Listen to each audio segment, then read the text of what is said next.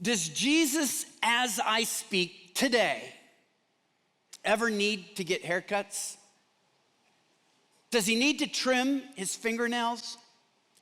That might seem like bizarre speculation, but there's an important truth behind it. What form is Jesus in today? Has he just been absorbed into some spirit?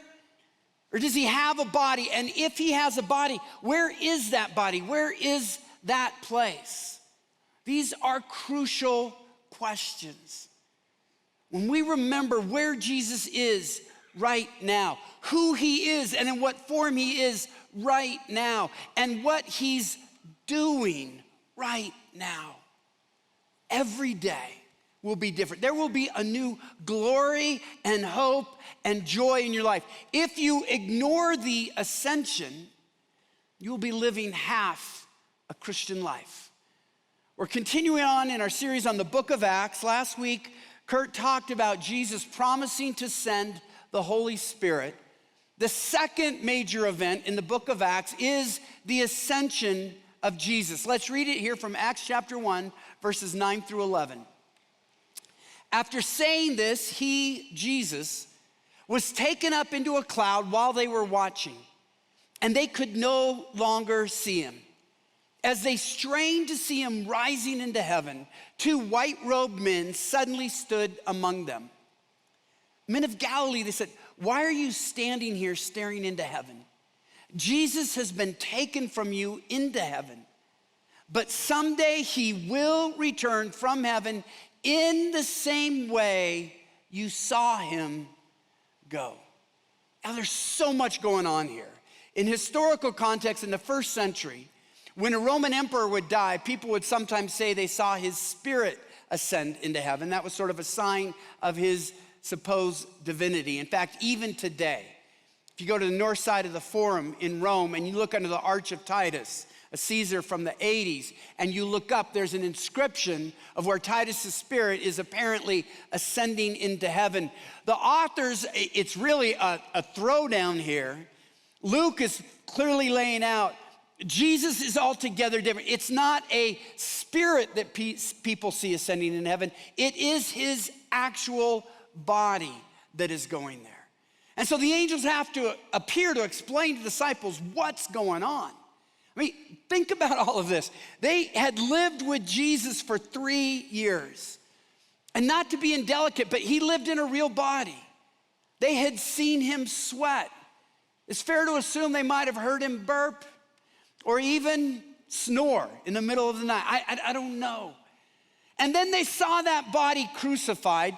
Shockingly, they saw him after he was resurrected, and they knew it was a physical body, because remember, he ate fish, and then he said, "Touch my hands where the wounds were, touch my side."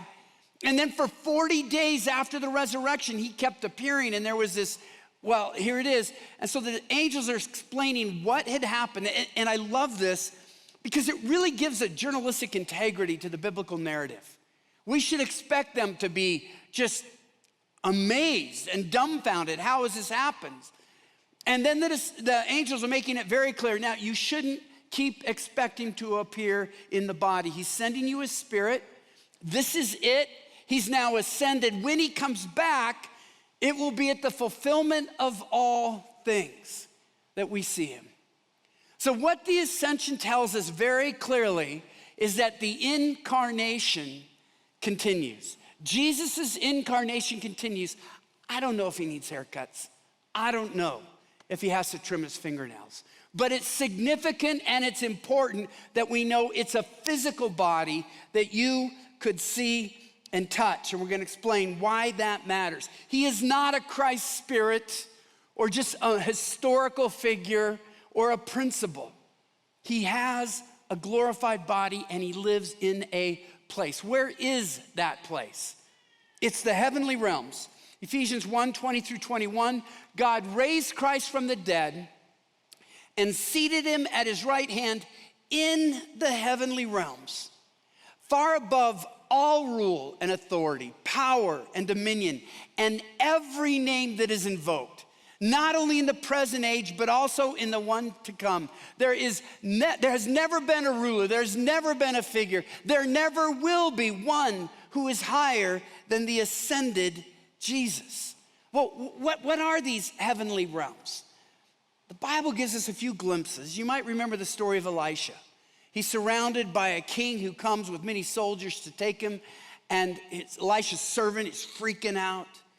And Elisha prays that God would open up his servant's eyes so that he could see in the heavenly realms all of the angels protecting them. I know people say, well, that's just biblical stuff. But most of us have heard of someone, and some of you have been in the room when this happened, where they were just on that twilight from death to the new life. And what do they say? Oh, there's Jesus. Or there's somebody that they know has already passed on. It's so common. It happens too much for us just to pretend this is some psychological trick. There's this reality that somehow God allows some people at that moment to see the heavenly realms. N.T. Wright, the renowned theologian, puts it this way: heaven in the Bible is God's space, and earth is our space.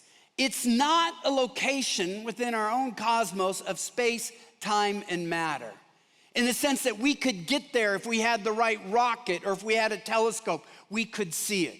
Jesus didn't go into space as we think of space.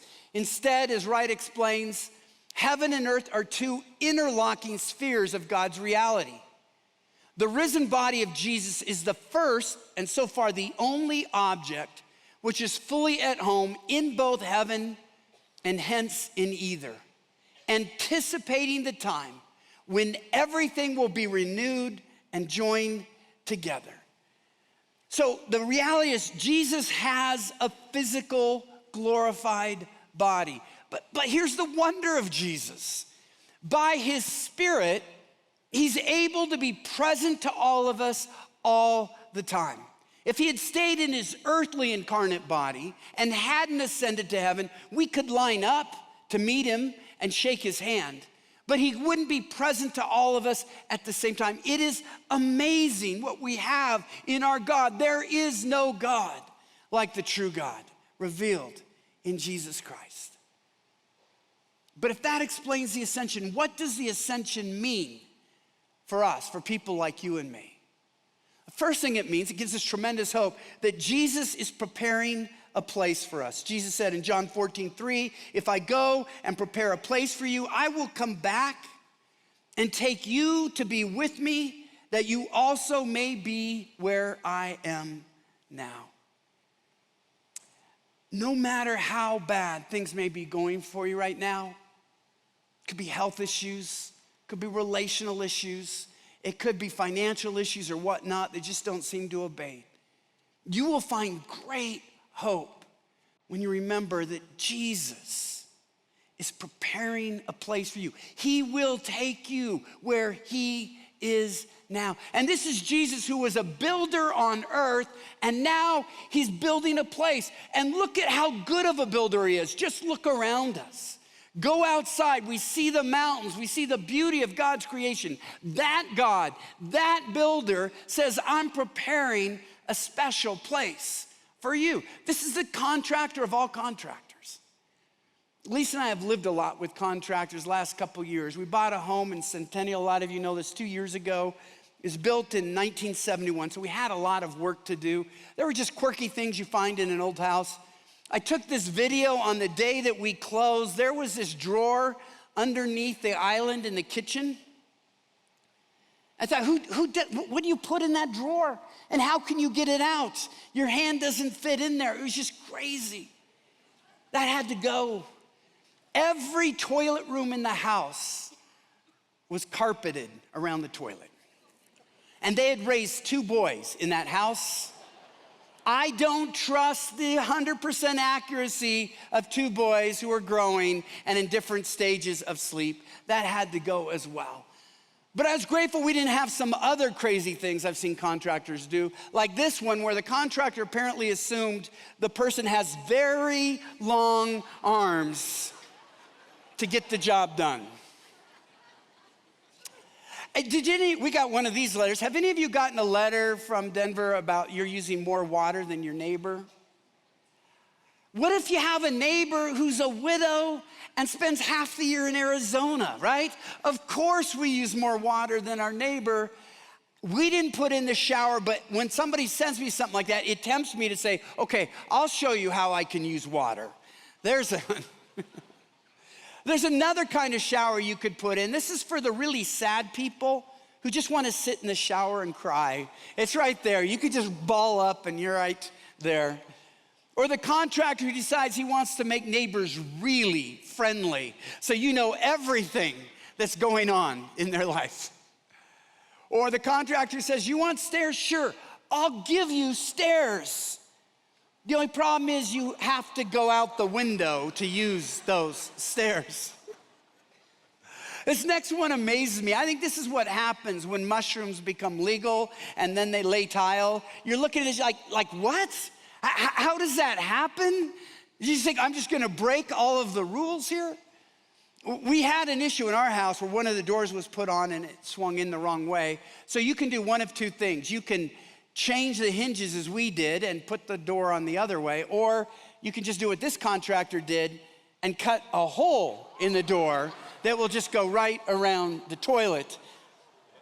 This next one and the last one, it seems a little passive aggressive to me. The contractor says, fine, you want a throne? I'll give you a throne with steps to go up to the throne.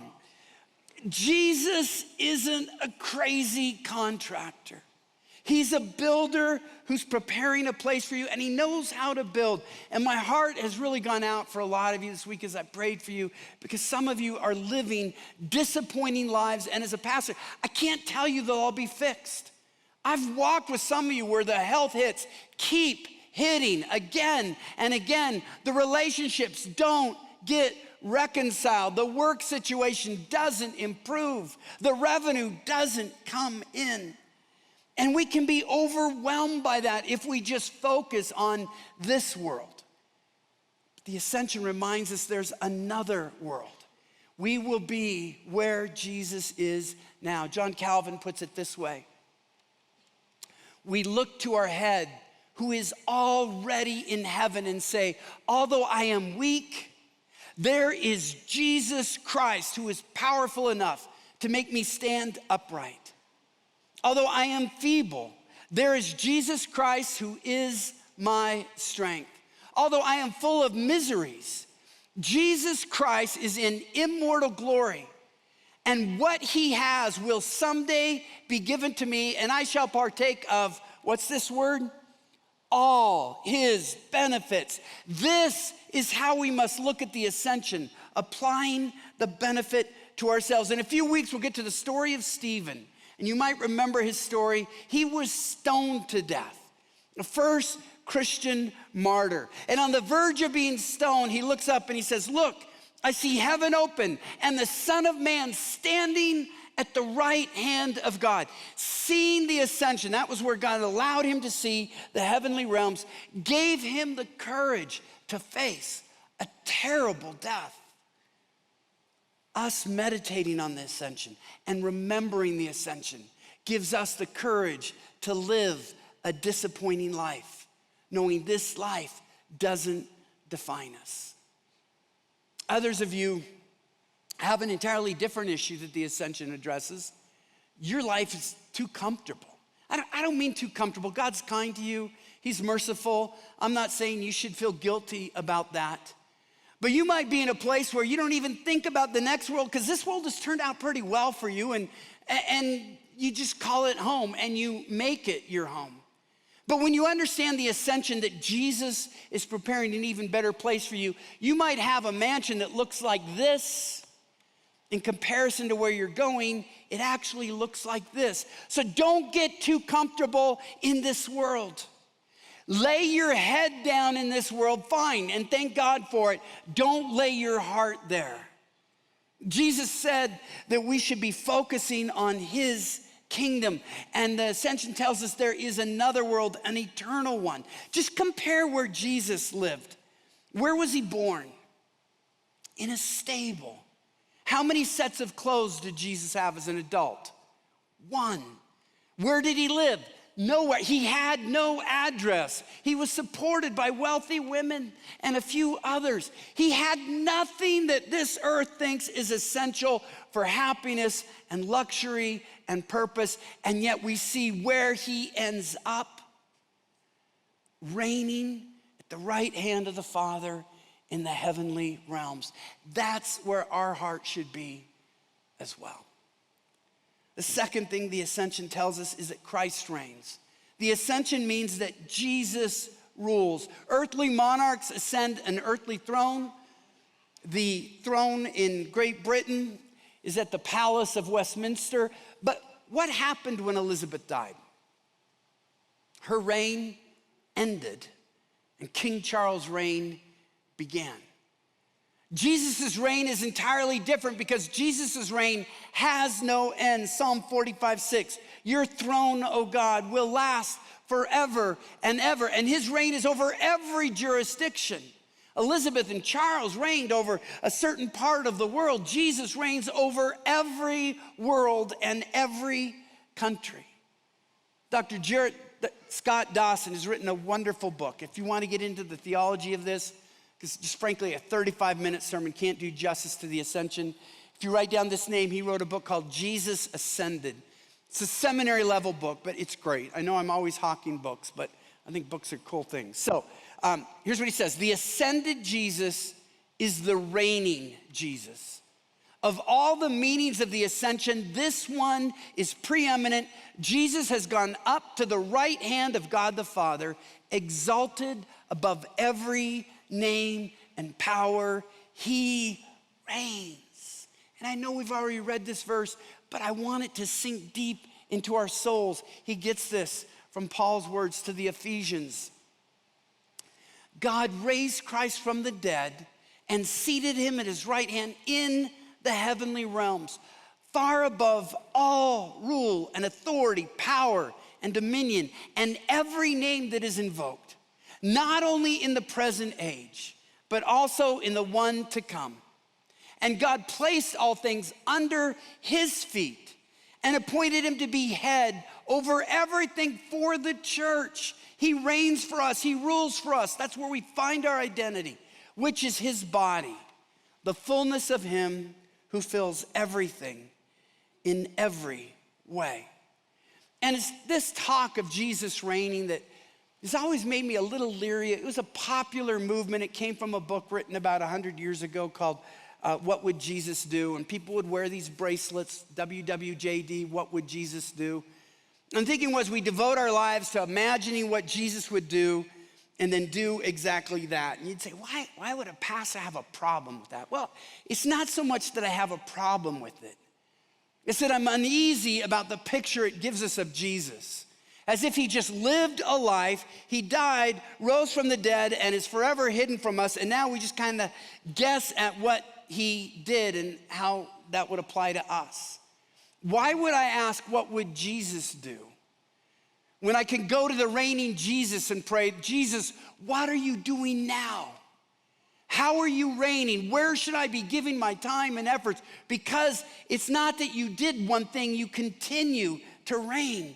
And I want to acknowledge that. And when you live as Jesus reigns now, it gives us tremendous hope. And we need hope in this country. We really do.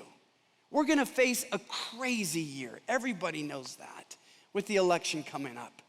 I was supposed to have a book published this fall, and we put it off as I was talking with the publisher. We realized the election is going to soak up all attention and all focus. They said, let's not try to launch a book. So then we thought early spring. Then we thought, you know what? The inauguration is going to be just as chaotic, regardless of who wins. It's going to be just as crazy. Push off an entire year to next fall. But as I look at this crazy year, I'm going to make a prediction here, and this might shock you. I'm going to tell you who's going to win the election this November for U.S. presidency. And I know I'm being taped and recorded. You all can remind me of this, but I feel pretty confident in this prediction. The person who wins the election for presidency of the United States in November of 2024 will be, drumroll, a very flawed person.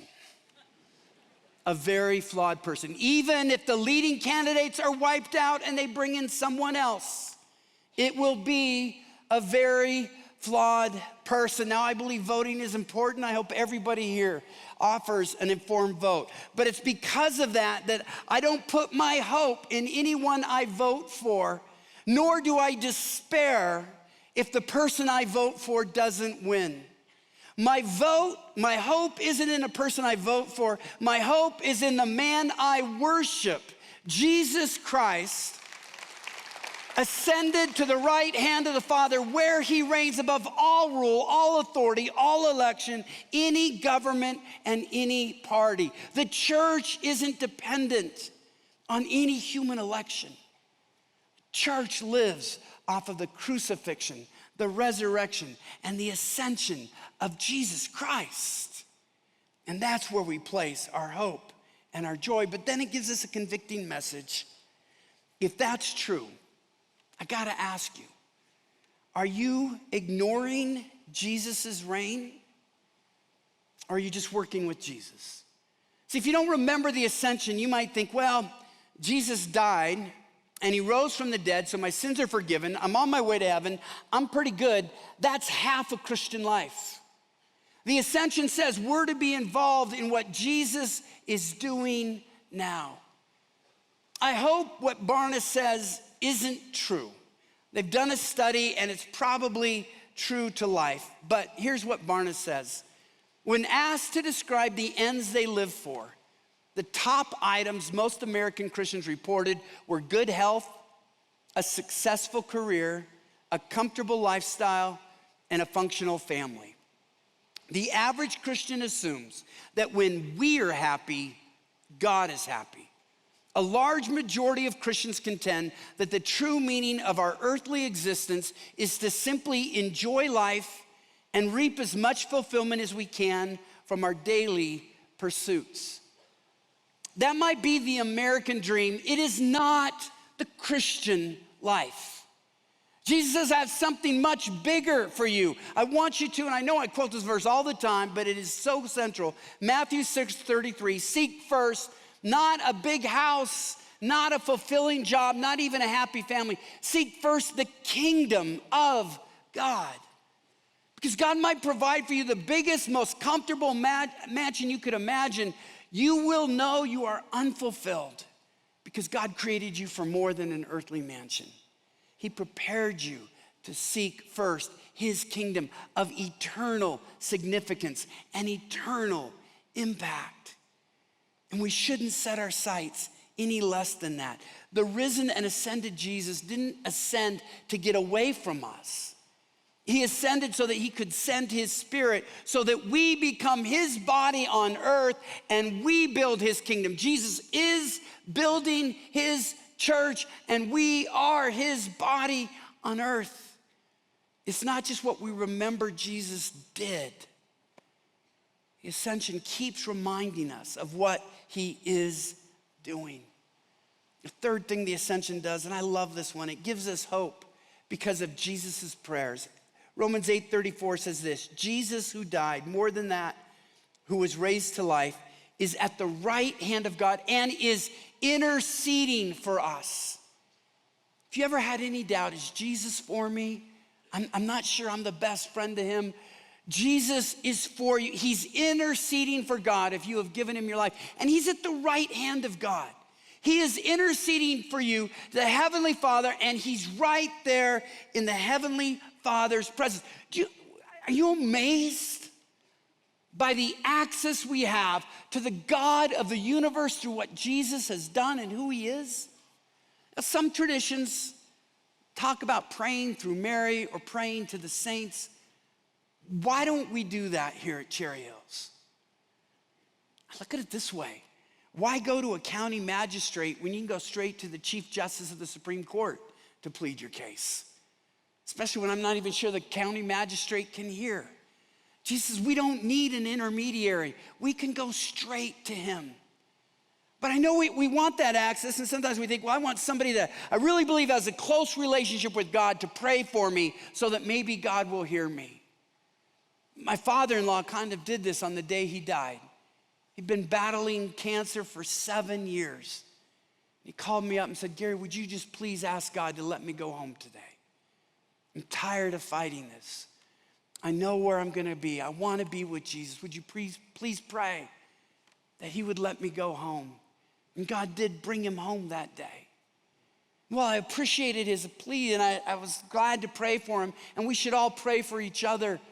He can go straight to Jesus, who is our advocate at the right hand of the Father, and our prayers will be heard. The fourth thing the Ascension teaches us, this is so important. Jesus truly is the only way to the Father. There is no one else. Jesus' experience, his biography is completely unique. He existed before the creation of the world. No one else did. He, 2,000 years ago, became incarnate, took on the physical form of a body. That body was crucified. He rose from the dead in the same body. Now he's ascended to the heavenly realms where he lives in a glorified body. He is the only one who has done that. And so teaching and religion, it's not just about wisdom or principles or morality. You might be inspired by another religious teacher, that's fine. But there's no other teacher that can offer you salvation, because Jesus is the only one who is in the heavenly realms and has returned to the heavenly realms and knows the way. No other teacher even claims that, and no other teacher has fulfilled that. Jesus is really and truly the only way. And it's not just our only way to salvation. He is why we focus on him. We're not enamored by teachers or churches.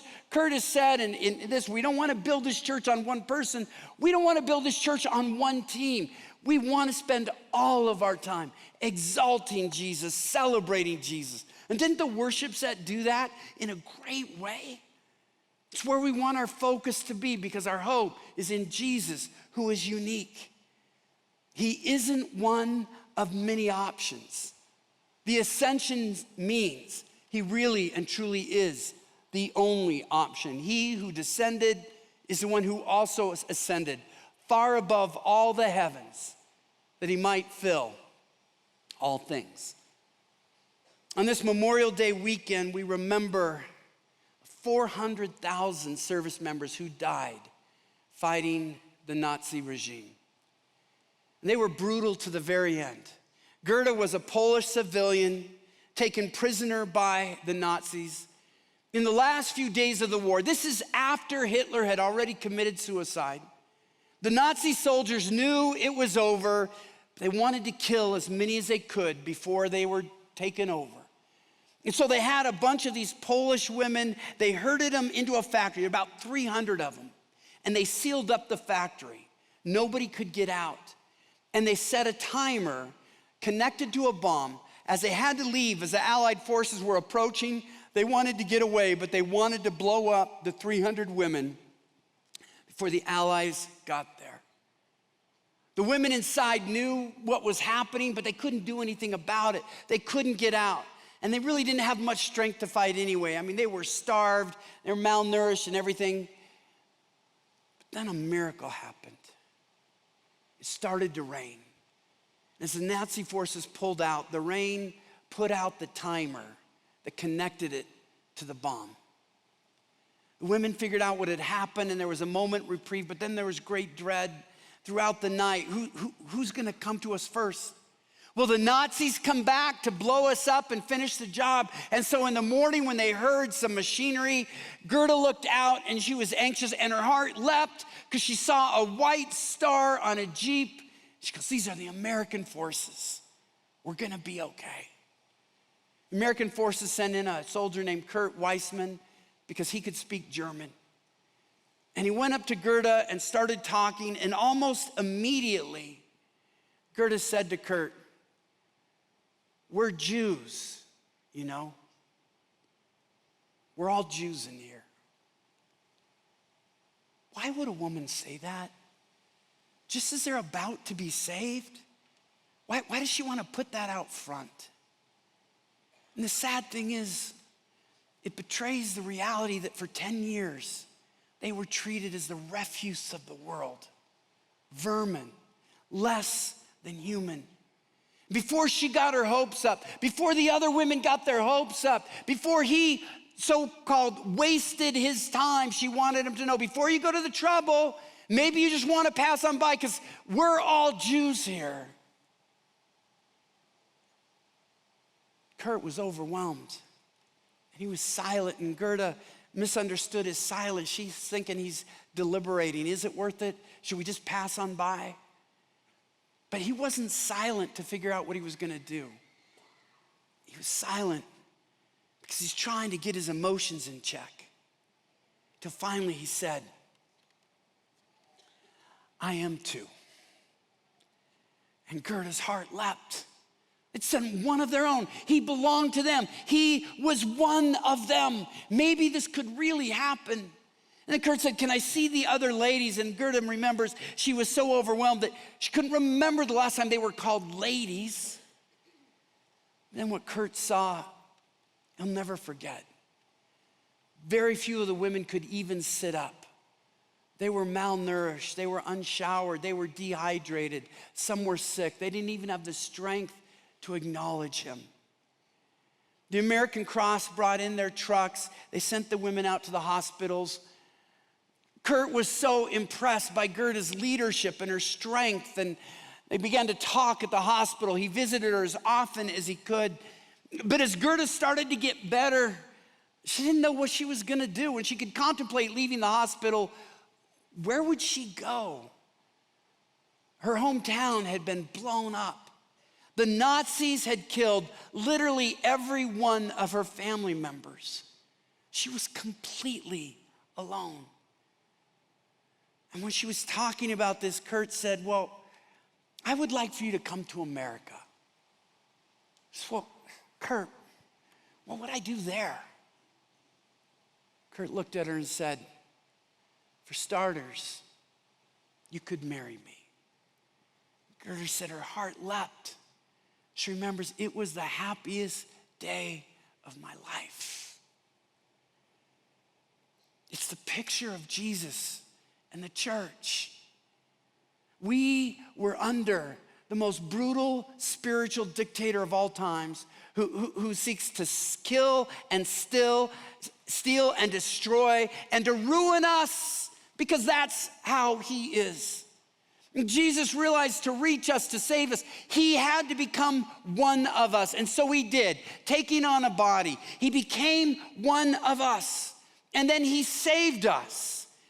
And even more than that, he took the amazing step of saying to the church, I don't want to just save you. I want you to become my bride. And I want to take you to my country. Country that isn't blown up, a country that isn't ruined, a country that isn't ruled by evil forces. You will come to my country. That's the picture of the Ascension.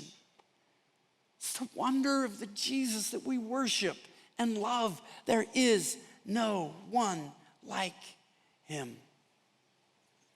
In the crucifixion, our sins were paid for. In the resurrection, death was defeated. In the ascension, we have purpose and hope. Jesus reigns, and he says, reign with me and hold on to the fact that I will take you one day where I am now. So if you're one of those people where, forgive my language, life sucks for you right now, and it has for a long time, I can't promise it's always gonna get better. I can promise you what Jesus promises you. He is preparing a place for you. If you could see that place, knowing that every day takes you 24 hours closer, you would live with joy and you would live with happiness, even if this world keeps disappointing you. Others need the assurance that Jesus is praying for you. He's interceding for you. You are not on your own. He hasn't forgotten you. He's at the right hand of the Father, and you can go to him directly. Some of you need to remember that Jesus reigns. You've sort of settled into the fact that he died and he rose from the dead, so now you can just go about your life. No, no, no. He reigns now, and he wants to reign with you. be a part of what he's doing. For those of you who are new to the faith, I hope you see that it also means he really and truly is the only way. If you want to know how to meet him, we're going to have Trailhead at the end of this to my left and your right, where someone can take you. I want us to get this truth buried deep into our minds and souls. So let's reread Calvin's quote together, shall we? Please read it with me. We look to our head who is already in heaven and say, although I am weak, there is Jesus Christ who is powerful enough to make me stand upright. Although I am feeble, there is Jesus Christ who is my strength. Although I am full of miseries, Jesus Christ is in immortal glory, and what he has will someday be given to me, and I shall partake of all his benefits. This is how we must look at his ascension, applying the benefit to ourselves. The only response for this church is to give Jesus a round of applause, recognizing who he is and what he's done and where he is right now. Jesus, we thank you.